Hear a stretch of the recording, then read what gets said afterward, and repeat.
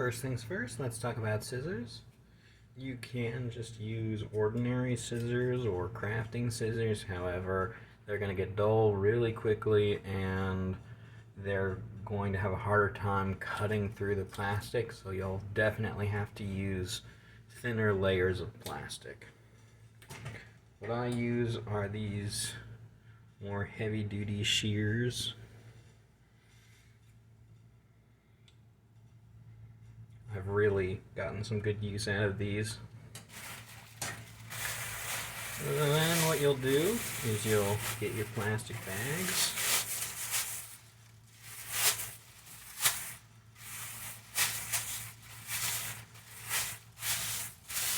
And you'll want to get them nice and flat like this. There are, of course, other ways that you can do this, but this is the way that I've found that I like, that helps create the strongest, most uniform sort of fabric, I guess you'd call it.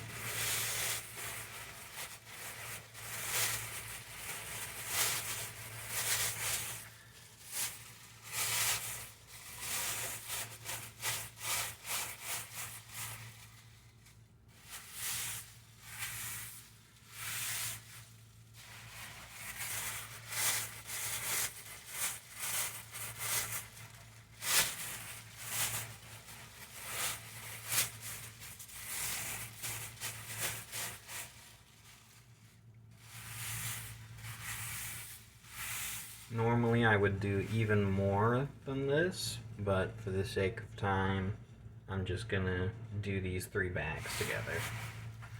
So,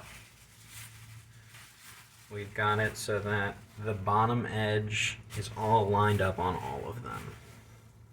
That's the most important part of lining up the bags, is that because of that fuse there. It'll make more sense once you actually see how we're building the plastic yarn. So we line them up so that all of the bottoms are lined up like that, and then along the horizontal axis we'll fold it. And this is just so that we don't spend all day cutting a straight line.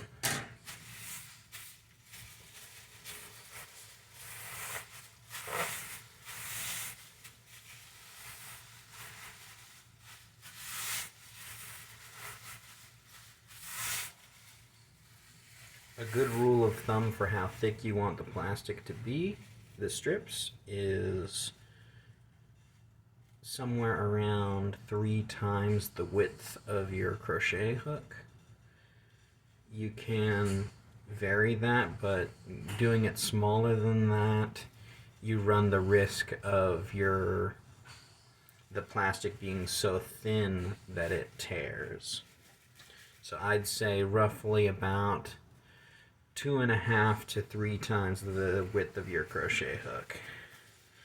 So this end piece is kind of useless, so we just snip that off, very small.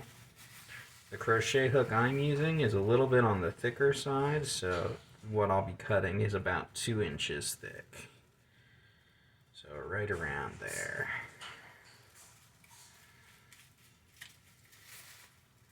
And you just keep following down as far as you can go. And I normally have a bunch of different projects going at the same time. So if there's any little end piece, like once we get to this end here, well, maybe. For the white bag, it looks like that'll be enough, but for the gray bag, we're already in the handle. So some of that will be difficult to use. Well, yeah, see? We're already in the handle, so we've got all of these little tiny pieces connecting it. So this is basically trash. You can include that in whatever plastic recycling you might use. If you're in the South, Publix has plastic bag recycling bins. I recommend taking advantage of those. So now we've got all of these circles, complete intact circles. And the way that we'll create our yarn is we'll get 2 circles. I put one around my finger like this, and then you pass it through like that.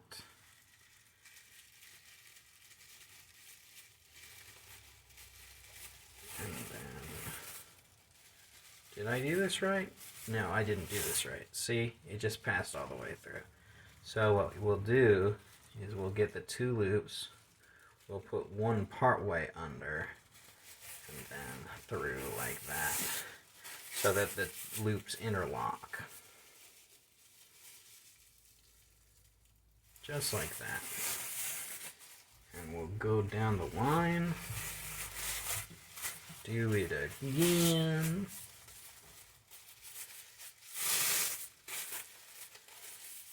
Just like that. And then once you've done enough and you want to just ball it up or something, you can start doing that. Start balling it up, spooling it, and then voila, there you have it. Now you can start crocheting,